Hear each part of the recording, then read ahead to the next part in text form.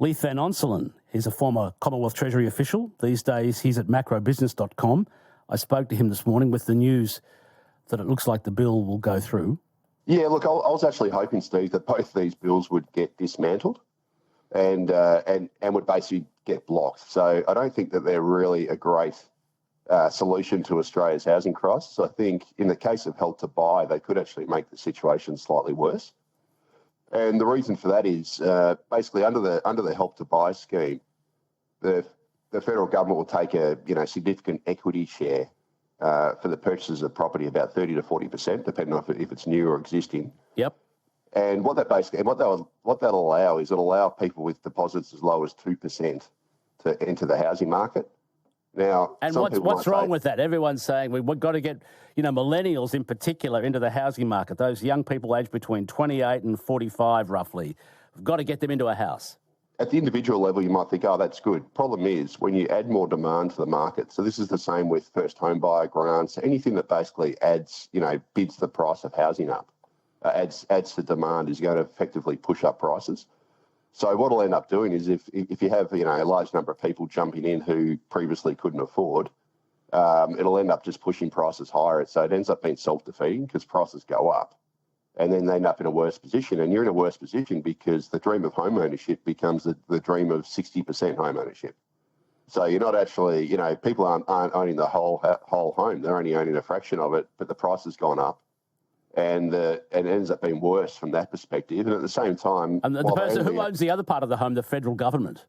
That's right, the federal government. And all the outgoings are borne by the individual who owns the 60%. So they've got to pay all the maintenance and all the other stuff that goes with it. The government doesn't pay that. It doesn't help them out on that front. So they're stuck with the costs, but they only own, a fraction. And in the meantime, you've helped to push up prices because you've added to demand, similar to the way that economists hate first home buyer grants, because they end up just getting capitalised into the price. It ends up, making the vendor better off, but doesn't actually help the buyer in the end. And this is why AMP Chief Economist Shane Oliver has described the Help to Buy as, quote, a Band-Aid solution and counterproductive. The federal government says it'll have 40,000 first home buyers able to purchase homes in the housing market.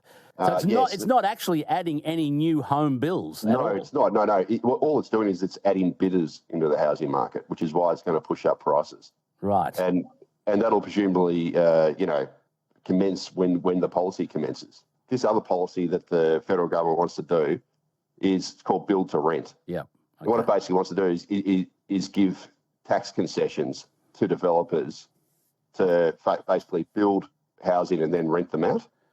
The problem with it is the experience of build to rent overseas has actually been pretty poor. Right. So we've actually seen the Republicans and the Democrats in the United States have now gone against it, because what's effectively happened is a whole bunch of Wall Street investment funds like BlackRock, etc., have now taken a huge chunk of the housing market, and yes. and the rents end up not being cheap. So build to rent properties tend to be rented at a higher rate than existing rentals. That's been the experience. And the other problem is, effectively all the tax concessions that end up flowing to overseas investors.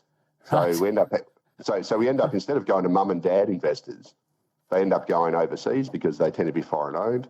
So we also have a whole bunch of capital going overseas. Again, it's just another one of these, Band-Aid solutions that's not going to fix the problem in the long term. It's a case of the federal government pretending to do something about housing when the optimal solution, Steve, is to take the pressure off demand by cutting immigration. Has the federal government says they're moderating, I think I can't remember their exact word, please forgive me, but they're not going to allow such post-pandemic high levels of immigration. Can I ask you again, Leith Van Onselen, about the effect of the current levels of immigration into Australia and the effect on demand in the housing market, please? Yeah. So we've obviously just seen record immigration. We've got about 1 million net overseas migrants arriving in Australia in the Albanese government's first 2 years, which is absolutely unbelievable. So when they first came to office, their first budget in October 2022 predicted that we'd have 470,000 net migrants arrive over 2 years. Instead, we got around 1 million. So it's more than double. And the problem with it is, Steve, is these 1 million arrivals that we've gotten in 2 years need to live somewhere. right? There is no getting around it. They need to live somewhere. And why aren't they living in all those student accommodation apartment blocks that I see around Brisbane? Very few do, because there just isn't enough of them. So, research that was done shows that about 80% of the foreign students that arrive end up going to the private rental market. And what this means is that, obviously, if you've got 1 million extra people coming, they need to live somewhere. And they've also come at the same time as the supply side of the market's been constrained. So we're building less homes than we were last decade. And the reason for that is because construction costs have gone up about 40% since the pandemic. So the cost of materials and everything that goes into a house has rocketed by about 40%. We've got a lack of labour because state governments across Australia are building massive infrastructure projects, which is sucking workers away from the building industry, right? And they've embarked on this massive infrastructure programs to keep up with the federal government's high population growth. And then we've had, a couple thousand builders have gone broke in the last few years, so we've got less capacity. At the same time, it's got high interest rates, which makes it more expensive to build and also more expensive for people to buy housing. So we've got this perfect storm of massive demand through immigration at the same time as supply is being constrained. And as a result, we've got this unbelievable rental crisis and also prices at record highs. And it's just that the problem with it is, Steve, is that the federal government is doing all these gimmicks to try and pretend to fix the problem when the real solution is they've got to cut immigration back, and they've got to cut it back hard to a level that is commensurate with the nation's ability to supply housing, because at the moment it is so far above that the problem is just going to get worse. And unfortunately, Labor has committed to lower immigration, but all the figures that have come out to date show that immigration is still running near record levels. It's barely come down, which means that the rental crisis is just going to keep getting worse unless we cut immigration hard. It's as simple as that. Given that the coalition federally has said they're going to block student caps, for students coming into Australia, is that a good move or a bad move, Leith Van Onselen? Yeah, look. It's on the surface it seems contradictory, because you think, oh, hang on, Labor wants to block, wants to cap students. The problem with it is Labor's cap wasn't really a genuine cap. It was still going to keep student levels near record highs. So, levels that are still far too high. And the coalition said they want to block that. But if you take them on their word, which is, big given their politicians, so we probably shouldn't trust them.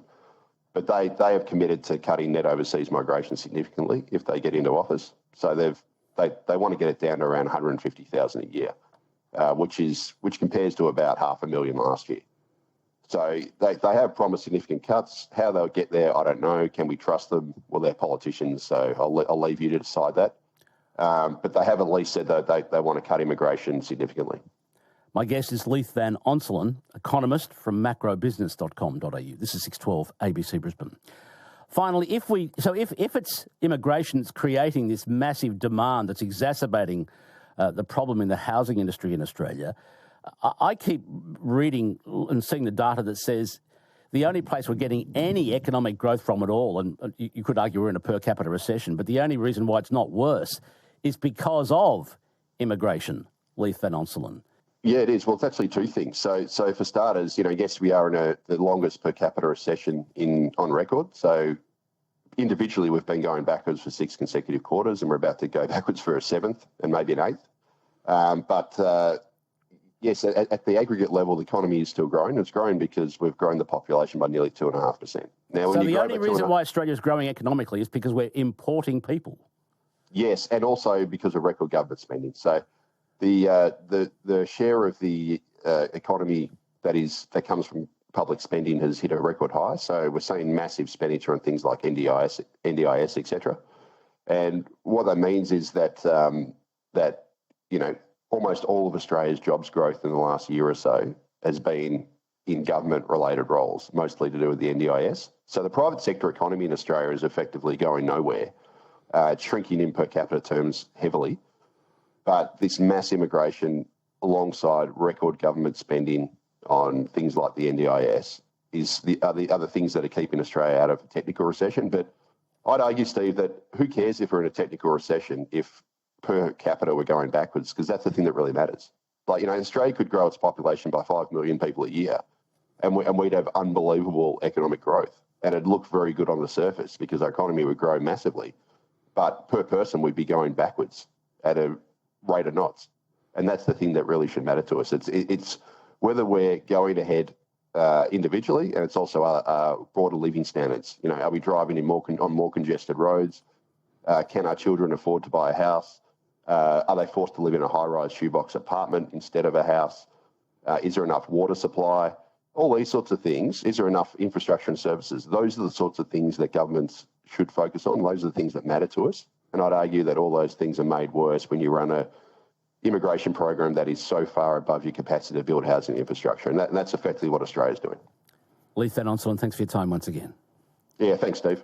Leith Van Onselen is an economist, formerly a Commonwealth Treasury official, these days with macrobusiness.com.au.